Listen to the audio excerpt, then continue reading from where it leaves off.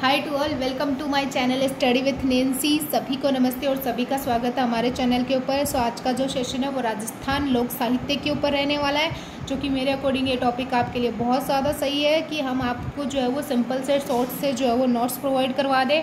Books में जो है ये बहुत ज़्यादा लेंथी और बोरिंग टॉपिक आ जाता है, जो कि आपको पढ़ने में इंटरेस्टिंग नहीं लगता है। तो मेरे अकॉर्डिंग ये नोट्स आपके लिए सही रहेंगे। इनको जो है वो आप अपने बुक में जो है वो नोटबुक में जो है वो मतलब नोट्स बना लेना, और इसके साथ में कुछ चीज़ें जो है वो आपको एक्स्ट्रा अच्छी लगे तो उनको ऐड ऑन कर लेना, फिर जो है वो सही है आपके लिए इस टॉपिक के नोट्स। अब हम बात कर लेते हैं राजस्थान लोक साहित्य के बारे में।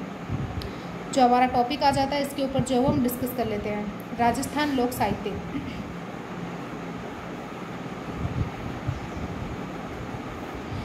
राजस्थानी लोक साहित्य गद्य एवं पद्य दोनों में रचा गया है। इसका लेखन मुख्यतः निम्न साहित्य विधाओं में के रूप में किया गया है। तो राजस्थानी जो लोक साहित्य है वो गद्य और पद्य दोनों में रचा गया है, और इसका जो लेखन है वो निम्न जो है वो साहित्य में किया गया है। तो हम बात कर लेते हैं, सबसे पहले मोस्ट इम्पोर्टेंट हमारे लिए आ जाता है कि ख्यात क्या होता है। तो राजस्थानी साहित्य की इतिहासपरक ग्रंथ जिसकी रचना तत्कालीन शासकों ने अपनी मान मर्यादा एवं वंशावली के चित्रण हेतु करवाई, उसे हम ख्यात कहते हैं। ख्यात किसे कहते हैं? तत्कालीन शासकों ने अपनी मान मर्यादा एवं वंशावली के चित्रण हेतु करवाई, उसको जो है वो हम क्या बोलते हैं? उसको हम ख्यात बोलते हैं। क्या बोलते हैं? ख्यात बोलते हैं। एक मिनट रुकना, पेन चेंज कर लेते हैं वरना आपको क्लियर तरीके से दिखाई नहीं देगा। अब हम बात कर लेते हैं मुणोत नेनसीरी ख्यात। जैसे कि कुछ एग्जाम्पल हम देख लेते हैं। मुणोत नेनसीरी ख्यात, दयाल दासरी ख्यात, बीकानेर राठौड़री ख्यात आदि प्रसिद्ध है। रासो क्या होता है? रासो क्या होता है? तो राजाओं की प्रशंसा में लिखे गए काव्य ग्रंथ, जिनमें अनेक युद्ध अभियानों, उनकी वीरतापूर्ण कृत्यों के विवरण के साथ साथ उनके राजवंशों का विवरण भी मिलता है। बिसलदेव रासो, पृथ्वीराज रासो आदि जो है वो कुछ एग्जाम्पल हम देख लेते हैं। नेक्स्ट हम बात कर लेते हैं वात क्या होती है। वात या बात यानी कि कुछ कहना। तो वात का अर्थ कथा या कहानी से है। राजस्थान में ऐतिहासिक, पौराणिक, प्रेम एवं काल्पनिक कथानकों पर वात साहित्य अपार है। वहीं अगर हम बात करें तो प्रकाश क्या होता है? और 2 मिनट वेट करना, अभी जो है वो हम वापस स्टार्ट कर लेते हैं। तो नेक्स्ट है कि वात क्या होती है? तो वात का अर्थ कथा या कहानी से है। राजस्थान में ऐतिहासिक, पौराणिक, प्रेम परक एवं काल्पनिक कथानकों पर वात साहित्य अपार है। नेक्स्ट हम बात कर लेते हैं प्रकाश क्या होता है। प्रकाश क्या होता है कि किसी वंश अथवा व्यक्ति विशेष की उपलब्धियों या घटना विशेष पर प्रकाश डालने वाली कृतियां प्रकाश कहलाती हैं। जैसे कि राज प्रकाश, बाबू प्रकाश, उदय प्रकाश आदि इनके प्रमुख जो है वो एग्जाम्पल हम मान सकते हैं। वेली क्या होता है? तो राजस्थानी वेली साहित्य में यहाँ शासकों एवं सामंतों की वीरता, इतिहास, विद्वता, उदारता, प्रेम भावना, स्वामी भक्ति, वंशावली आदि घटनाओं का उल्लेख होता है। पृथ्वीराज राठौड़ द्वारा लिखित वेली कृष्ण रुक्मणी प्रसिद्ध जो है वो वेली ग्रंथ आ जाता है। तो ये मोस्ट इम्पोर्टेंट है, तो आपको ध्यान में रखना है कि वेली कृष्ण रुक्मणी जो है वो प्रसिद्ध वेली ग्रंथ आ जाता है। मरसिया क्या होता है? तो राजा या किसी व्यक्ति विशेष को मृत्युप्रांत शोक व्यक्त करने के लिए रचित काव्य, जिसमें उस व्यक्ति के चारित्रिक गुणों के अलावा अन्य क्रियाकलापों का वर्णन किया जाता है, उसको हम क्या बोलते हैं? मरसिया। नाम से ही प्रकट हो रहा है कि क्या सेंस दे रहा है। रूपक क्या होता है? किसी वंश अथवा व्यक्ति विशेष की उपलब्धियों के स्वरूप को दर्शाने वाली काव्य कृति रूपक कहलाती है। कुछ एग्जाम्पल हम देख लेते हैं। गुण रूपक, रूपक गोगा देवजीरो, राज रूपक आदि प्रमुख जो है वो रूपक काव्य आ जाते हैं। वहीं हम बात कर लेते हैं कि विगत क्या होती है। तो विगत से किसी विषय का विस्तृत विवरण प्रस्तुत होता है या प्राप्त होता है। इसमें इतिहास की दृष्टि से शासक, उसके परिवार, राज्य के क्षेत्र, प्रमुख व्यक्ति अथवा उनके राजनीतिक सामाजिक व्यक्तित्व का वर्णन मिलता है।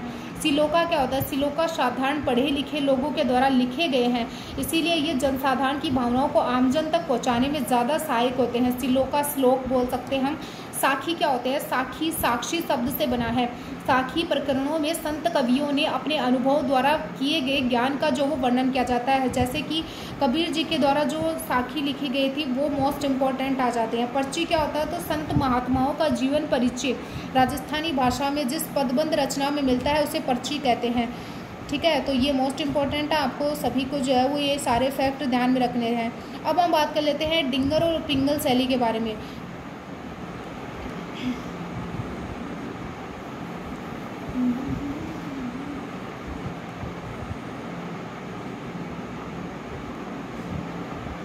अब हम बात कर लेते हैं डिंगल और पिंगल शैली के बारे में। डिंगल और पिंगल राजस्थानी साहित्य की प्रमुख शैलियाँ आ जाती हैं। डिंगल और पिंगल जो है वो राजस्थानी साहित्य की प्रमुख शैलियाँ आ जाती हैं।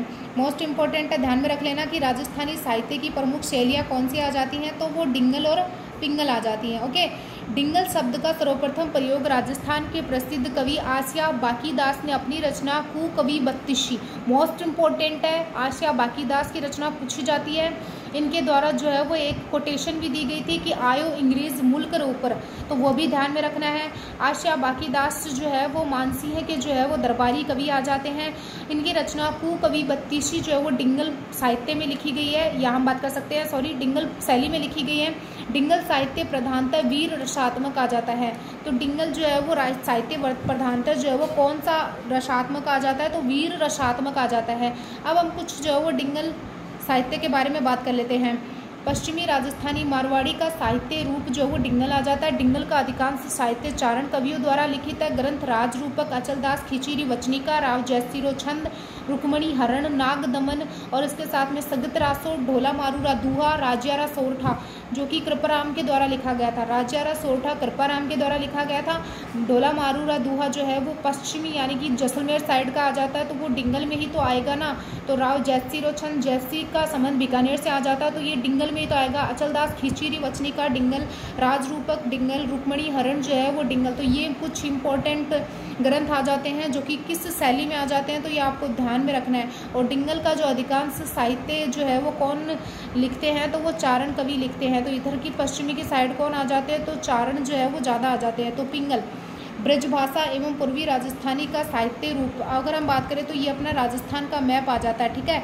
तो इस मैप में जो है इसको 2 पार्ट्स में डिवाइड किया, इधर तो डिंगल शैली आएगी और इधर पिंगल शैली आएगी। तो ब्रज भाषा एवं पूर्वी राजस्थानी का साहित्य रूप आ जाता है, क्योंकि इधर यूपी वाला एरिया आ जाता है जहाँ पे ब्रज लैंग्वेज ज़्यादा जो है वो है, इस वजह से इस पार्ट में भी थोड़ा बहुत ब्रज भाषा का जो असर है वो देखने को मिलता है। अधिकांश साहित्य भाट जाति के कवियों द्वारा लिखित है, और उसमें तो चारण जातियों के द्वारा लिखित थे, और इसमें जो वो अधिकांश साहित्य भाट जाति के कवियों द्वारा लिखित है। पृथ्वीराज रासो मोस्ट इंपॉर्टेंट, रतन रासो, विजयपाल रासो, वंश भास्कर, खुमाण रासो इंपॉर्टेंट आ जाते हैं। ख्यात साहित्य, ख्यात प्रसिद्ध प्राप्त यानी कि ख्यात जो होती है वो प्रसिद्धि प्राप्त पुरुषों की जीवनी की घटनाओं का संग्रह होती है। ख्यात क्या होती है कि जो प्रसिद्धि प्राप्त जो पुरुष होते हैं उनके जीवन की घटनाओं का संग्रह जो होती है वो ख्यात कहलाती है। तो हम कुछ जो है वो इम्पोर्टेंट ख्यात के ऊपर डिस्कस कर लेते हैं, जिसमें कि सबसे पहले जो ज़्यादा पूछी जाती है वो नैनसीरी ख्यात। देखो मेरे नाम से ही ख्यात है, मुणोत नैनसी की जो है वो आ जाती है। ये राजस्थान की सबसे प्राचीन और विश्वसनीय ख्यात है। मारवाड़ के राठौड़ शासकों की राजनीतिक, सामाजिक, आर्थिक, धार्मिक घटनाओं एवं गतिविधियों का जो है इसमें उल्लेख मिलता है। नेक्स्ट हम बात कर लेते हैं दयाल दासरी ख्यात। दयाल दासरी ख्यात जो है वो ख्यात बीकानेर राठौड़री भी जो है वो हम बोल सकते हैं इसे। दयाल दासरी ख्यात जो है उसको हम बीकानेर राठौड़री ख्यात भी बोलते हैं। दयाल दास सिद्धायच के द्वारा ये ख्यात रखी गई थी। दयाल दास बीकानेर के राजा रतन सिंह के दरबारी कवि थे। मोस्ट इंपॉर्टेंट है, याद रखना है। इसमें बीकानेर राज्य का इतिहास राव बीका से लेकर सरदार सिंह के राज्यारोहण तक का वर्णन मिलता है, इसलिए इसे बीकानेर के राठौड़ की ख्यात भी कहा जाता है। बीकानेर के इतिहास लेखन में ये ख्यात जो है वो लाभदायक है। इस ख्यात के अनुसार सर्वसामान्य व्यंजन विवाह के अवसर पर लापसी को बताया गया है, यानी कि जो ये ख्यात आती है उसमें जो है वो सर्वसामान्य का जो व्यंजन है विवाह के समय में वो किसको बताया गया, तो वो लापसी को बताया गया। लापसी आप सभी को पता ही है क्योंकि घर में मोस्टली बनती ही है। लापसी क्या होती है तो सभी को पता है। बाकी दासरी ख्यात जो कि बाकी दास आसिया के द्वारा लिखी गई थी, और मैंने आपको बताया भी था कि ये जोधपुर के शासक मानसिंह के दरबारी कवि व गुरु थे। यह ग्रंथ राजस्थान के इतिहास का स्रोत माना जाता है। बाकी दासरी ख्यात जोधपुर की स्थापना की तिथि भी बताता है। अन्य रचनाएं जो है वो आयो अंग्रेज मुल्क के ऊपर, मोस्ट इंपॉर्टेंट है, बहुत बार पूछा जा चुका है। ये गीत राष्ट्रीय चेतना जगाने वाला है। मान जसो मंडन भी जो है वो किसकी आ जाती है, बाकी दास की आ जाती है। दातार बावनी बाकी दास की आ जाती है। और कुकवि बत्तीसी भी जो है वो बाकी दास की। और सुर छत्तीसी बत्तीसी ये जो है वो किसकी आ जाती है, तो बाकी दास जी की आ जाती है। अंग्रेज को मुल्करा मीठा ढंग शंकरदान सामोर ने कहा था। ये 2 कोटेशन है वो आपको याद रखनी है कि आयो अंग्रेज मुल्क के ऊपर, ये बात तो कही थी बाकी दास आशिया ने।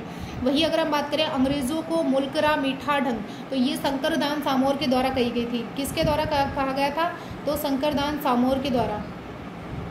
नेक्स्ट हम बात कर लेते हैं विलास क्या होता है। विलास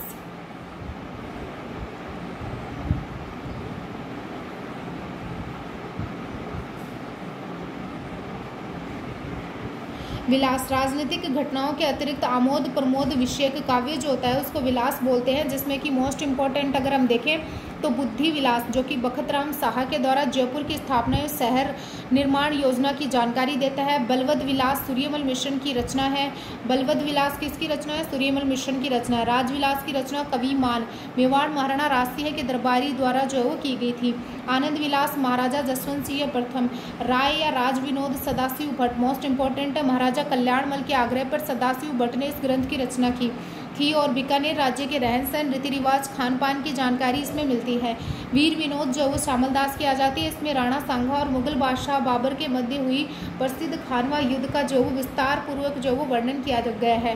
ठीक है, तो ये जो है वो कुछ विलास आ जाती है जो कि आपको जो है वो ध्यान में रखनी है कि इसकी रचना जो वो किसके द्वारा करी गई थी और इसमें जो है वो हमें क्या इंपॉर्टेंट फैक्ट मिलते हैं। वही अगर हम बात करें तो प्रेम विनोद जो वो छत्र कुंवरी के द्वारा लिखा गया था। प्रेम विनोद किसके द्वारा? छत्र कुंवारी के द्वारा। प्रेम विनोद छत्र कुंवारी के द्वारा लिखा गया था। आरएसएसबी के द्वारा पूछा भी जा चुका है। गुण रूपक केशवदास जोधपुर के राठौड़ों विशेषकर गजसिंह राठौड़ की गाथा आ जाती है। गुण भाषा हेम कवि जोधपुर के गजसिंह राठौड़ का इतिहास आ जाता है। राज रूपक वीर भान राठौड़ों का वर्णन विशेषकर अभय सिंह राठौड़ का वर्णन इसमें हमें देखने को मिलता है। नेक्स्ट हम बात कर लेते हैं ढोला मारू। ढोला मारू जो है वो राजस्थानी भाषा का श्रेष्ठ प्रेमाख्यान है। नरवर के राजा नल के पुत्र राजकुमार सालह कंवर अथवा ढोला राय को जो है वो इस काव्य में ढोला कहा गया है। पुंगल के राजा पिंगल की पुत्री राजकुमारी मारू अथवा मरुवाणी यानी कि मारवणी को जो वो मारू कहा गया है। क्या कहा गया है? मारू कहा गया है। पिंगल ने अपनी कन्या का विवाह ढोला से कर दिया। उस समय ढोला की उम्र 3 वर्ष थी, जो कि आरपीएससी के द्वारा उसकी उम्र भी पूछी जा चुकी है, 3 वर्ष थी। और मारवाणी की जो है वो उम्र 1.5 वर्ष थी। ढोला मारूरा दुहा के रचयिता कौन आ जाते हैं? कवि कलोल आ जाते हैं। मोस्ट इंपॉर्टेंट है, आरएसएसबी के द्वारा पूछा जा चुका है। राजस्थान का लोक साहित्य की कृतियाँ अगर हम देखें तो कौन कौन सी आ जाती हैं, जो कि मोस्ट इंपॉर्टेंट है, नोट्स बना लेना। राजस्थान का लोक साहित्य की कृतियाँ जिसमें प्रमुख कविता देखते हैं। सेनानी किसकी आ जाती है? मेघराज मुकुल की। राधा सत्य प्रकाश जोशी की। बोल भारमली सत्य प्रकाश जोशी की। धरती दोरारी कन्हैयालाल सेठिया की। पृथकल्प जो है वो हरीश भादानी की आ जाती है। पृथकल्प किसकी आ जाती है? हरीश भादानी की। अब हम जो है वो कविता देखने के बाद में हम कुछ कहानियाँ देख लेते हैं, इनसे भी जो वो क्वेश्चन बन जाता है। उसने कहा था, ये किसकी आ जाती है? गुलेरी जी की आ जाती है। साँझ का संगीत, साँझ का संगीत बारात लौट आई, ये ओंकारानाथ दिनकर की आ जाती है। ओंकारनाथ दिनकर की जो है वो साँझ का संगीत और बारात लौट आई, ये ओंकारनाथ दिनकर की आ जाती है। मानवता का पुजारी शंभू दयाल सक्सेना की आ जाती है। गदल पंच परमेश्वर कुत्ते की दुम, ये जो है वो रांगे राघव की आ जाती है। कुत्ते की दुम किसकी आ जाती है? तो रांगे राघव की आ जाती है। माँ डायन दो भाई किसकी आ जाती है? सुमेर सिंह ढढ़ाई की आ जाती है। दहिया की आ जाती है। सुमेध सिंह दहिया की आ जाती है। ठीक है। सोपन और सत्य किसकी आ जाती है? तो दया कृष्ण विजय की आ जाती है। सोपन और सत्य में अंतर होता है भाई, तो ये दया कृष्ण विजय की आ जाती है। भूख और मोहब्बत जो है वो नफीस आफरीदी की आ जाती है। भूख और मोहब्बत जो है वो नफीस आफरीदी की आ जाती है। एक कहानी यह भी मन्नू भंडारी की आ जाती है। मोस्ट इंपॉर्टेंट है, एक कहानी यह भी किसकी आ जाती है? तो मन्नू भंडारी की आ जाती है। अब हम जो है वो इसमें कुछ उपन्यास देख लेते हैं। मुर्दों का टीला कब तक पुकारूं, सीधा साधा रास्ता, सीधा साधा रास्ता किसकी आ जाती है? तो रांगे राघव की आ जाती है। मुर्दों का टीला कब तक पुकारूं, सीधा साधा रास्ता रांगे राघव की आ जाती है। तो ये जो उपन्यास या कविता या कहानियाँ जो है वो ऐसे आपको रैंडमली यानी कि अगर आप रट्टा मारोगे तो इस तरीके से याद नहीं रहेंगी, तो आपको जो है वो कुछ ना कुछ जो ट्रिक्स या हम बात कर सकते हैं कि अपने दिमाग में जो वो कोई कहानी बनाकर जो है वो इन सारी चीज़ों को याद करनी पड़ेगी। क्योंकि मैं खुद जो है वो कहानी स्टोरी बनाकर जो है वो इन सारी चीज़ों को याद किया करती थी, जिससे कि मेरे लंबे टाइम तक याद रहती थी। तो आप जो है उसको ऐसे ही पढ़ना है आपको। सन्यासी और सुंदरी, दिया जला और दिया बुझा, मिट्टी का कलंक, नया इंसान, पथहीन, ये किसकी आ जाती है? यादवेंद्र शर्मा की आ जाती है। यादवेंद्र शर्मा की कौन सी आ जाती है? मिट्टी का कलंक, नया इंसान, पथहीन। बंजर धरती, मनोहर सिंह यादव की आ जाती है। गिद्ध, सचिंद्र उपाध्याय की आ जाती है। उपाध्याय की कौन सी आ जाती है? तो उपाध्याय जी की जो है वो गिद्ध आ जाती है। गिद्ध। सचिंद्र उपाध्याय की कौन सी आ जाती है? गिद्ध आ जाती है। राजपूत जीवन संध्या, रमेश चंद्र दत्त की आ जाती है। आरएसएसबी के द्वारा पूछा भी जा चुका। अब हम जो है वो कुछ नाटक देख लेते हैं। प्रमुख नाटक जो है वो रामचरणा रंगीलो राजस्थान, पंडित भरत व्यास की आ जाती है। सॉरी, राम नहीं, रामू, रामू चन्ना रंगीलो राजस्थान पंडित भरत व्यास की आ जाती है। जय चित्तौड़ चंद्र की आ जाती है। खून की होली राखी नया वर्ष ज्वाला और ज्योति डॉक्टर सुधींद्र की आ जाती है। किसकी आ जाती है? डॉक्टर सुधींद्र की आ जाती है। खून की होली राखी नया वर्ष और ज्वाला और ज्योति। अमीरों की बस्ती कलयुग जो है वो देवीलाल सांभर की आ जाती है। सदियों से सदियों तक डॉक्टर राजानंद की आ जाती है। खेजड़ी की बेटी किसकी आ जाती है? तो अशोक राही की आ जाती है। खेजड़ी की बेटी किसकी आती है? अशोक राही की आ जाती है। वहीं अगर हम बात करें राजस्थान की अन्य कृतियाँ, राजस्थान की अन्य कृतियाँ जो उसमें राजस्थान की प्राचीनतम रचना कौन सी मानी जाती है? बृहत्येश्वर बाहुबली घोर मानी जाती है। राजस्थानी भाषा का सबसे पहला जो उपन्यास लिखा गया था वो कनक सुंदर शिवचंद्र भरतिया द्वारा लिखित है। राजस्थानी भाषा का प्रथम नाटक केसर विलास शिवचंद्र भरतिया द्वारा लिखित है। यानी कि राजस्थानी भाषा का प्रथम नाटक कौन सा आ जाता है? केसर विलास आ जाता है, जो कि किसके द्वारा लिखा गया था? शिवचंद्र भरतिया के द्वारा लिखा गया था। शिवचंद्र भारतिया के द्वारा लिखा गया था। वही अगर हम पहला उपन्यास देखते हैं तो वो कनक सुंदर आता है, वो भी शिवचंद्र भारतिया के द्वारा लिखा गया था। लेकिन अगर हम पहली प्राचीन रचना देखते हैं तो वो बृहत्येश्वर बाहुबली घोर आ जाता है। राजस्थान में प्रथम कहानी विश्रांत प्रवास आ जाती है, वो भी शिवचंद्र भारतिया के द्वारा ही लिखी गई थी। राजस्थान की प्रथम कहानी कौन सी आ जाती है? तो विश्रांत प्रवास आ जाती है, जो शिवचंद्र भारतिया के द्वारा ही लिखी गई थी। वही अगर हम बात करें स्वतंत्रता के बाद प्रथम राजस्थानी उपन्यास जो है वो कौन सा आ जाता है? तो आभा पटकी आ जाता है, जो कि श्रीलाल नथमल जोशी के द्वारा लिखा गया था। किसके द्वारा लिखा गया था? श्रीलाल नथमल जोशी के द्वारा लिखा गया था। स्वतंत्रता के बाद प्रथम राजस्थानी उपन्यास आभा पटकी आ जाता है, जो श्रीलाल नथमल जोशी के द्वारा लिखा गया था। वहीं अगर हम बात करें आधुनिक राजस्थान की प्रथम काव्य कृति जो कि बादली आ जाती है, जो चंद्रवीर सिंह बिरकाली के द्वारा लिखी गई थी। RSSB के द्वारा पूछा भी जा चुका है। आधुनिक राजस्थान की प्रथम काव्य कृति बादली आ जाती है, जो चंद्रवीर सिंह बिरकाली के द्वारा रचित है। 12वीं का किरातू जुड़ने में आ जाता है। जो कोई चीज़ें आपको याद आती है तो साथ साथ में आप लिख भी लिया करो और नोट भी कर लिया करो। अब हम राजस्थान की महत्वपूर्ण रचनाएं, बोर्ड की पुस्तक कक्षा 10 से जो है वो संबंधी लिया है हमने। तो राजस्थान की महत्वपूर्ण रचनाएं कौन सी आ जाती है? कवि उम्रदान की कविताओं में संवत 1956 के अकाल से दुखी जनता का मार्मिक चित्रण किया है, साथ ही पाखंडी साधुओं को बेनकाब भी किया है। किन्होंने किया है? तो कवि उम्रदान की कविताओं में जो है वो मिलता है। रामनाथ कवियों ने यानी कि रामनाथ कविया ने द्रौपदी विनय से नारी चेतना को जागृत किया है। रामनाथ कविया ने द्रौपदी विनय से नारी चेतना को जागृत किया है। गणेश लाल व्यास ऐसे कवि हैं जिन्होंने खुद आज़ादी की लड़ाई में भाग लिया और आज़ादी के बाद के अपने मोहभंग को भी जो है वो कविताओं में प्रखर रूप से प्रकट किया। रेवत दाम चारण की रचनाएं सामंती शोषण के प्रति आमजन को जगाने का काम करती हैं। राजस्थानी कवि मेघराज मुकुल की सेनानी और कवि सम्मेलनों की सर्वाधिक लोकप्रिय कविताओं में जो है वो मानी जाती थी। यानी कि जो मेघराज मुकुल की रचना आ जाती है सेनानी, वो कवि सम्मेलनों की सर्वाधिक लोकप्रिय कविताओं में मानी जाती थी। सत्य प्रकाश जोशी की जो कृति आ जाती है राधा भी उल्लेखनीय है। कन्हैयालाल सेठिया जिनकी गीत धरती धोरारी को भी राजस्थान का आदर्श गीत माना जाता है। मिंझर और लीलटांस सेठिया जी की प्रमुख काव्य संग्रह है। यानी कि मिंझर और लीलटांस भी जो है वो कन्हैयालाल सेठिया का प्रमुख काव्य संग्रह माना जाता है। तो मिंझर और लीलटांस किसकी रचना या किसकी काव्य संग्रह आ जाता है? तो वो कन्हैयालाल सेठिया का आ जाता है। यानी कि ये रचनाएं किसकी आ जाती हैं? कन्हैयालाल सेठिया की आ जाती हैं।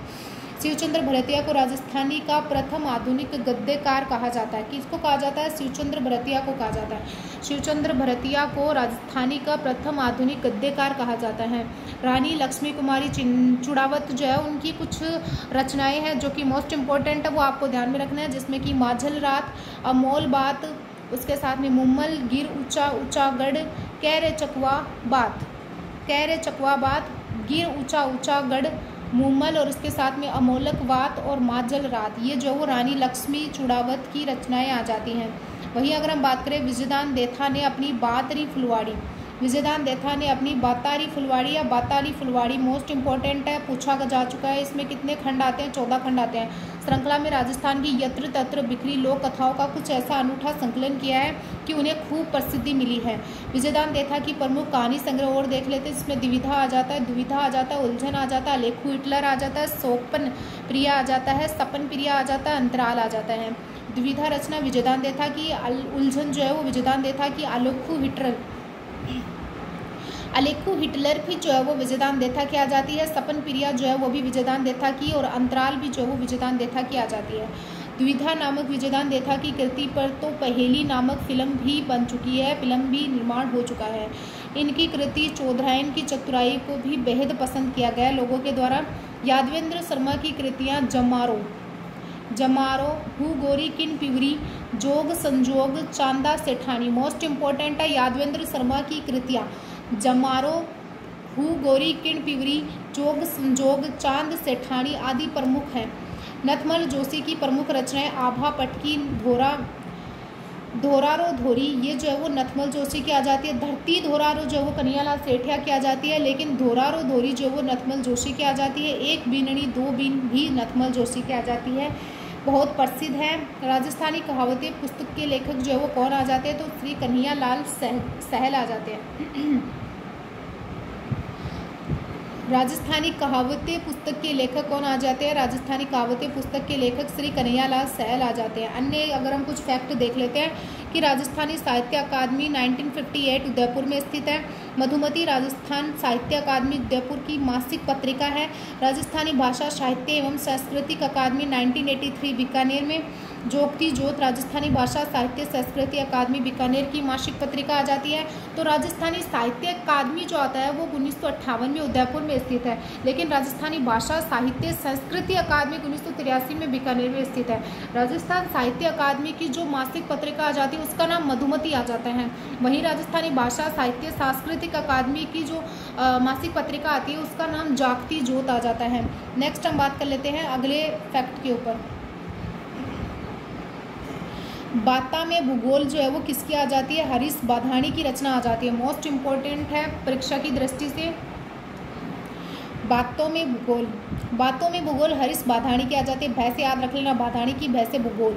एक जगह नोट्स में सत्य प्रकाश जोशी लिखा गया है, उसकी जगह हरीश बाधानी कर लेंगे, यानी कि एक जगह, यानी कि हमने आपको मेंशन कर दिया है कि हमने एक जगह पे जो है वो सत्य प्रकाश जोशी लिख दिया है बातों में भूगोल के लिए, तो उसमें जो है वो आप हरीश बाधानी कर लेना। यानी कि सत्य प्रकाश जोशी की रचना बता दिया है हमने बाता में भूगोल को, वो मोस्टली हरीश बाधानी की रचना आ जाती है।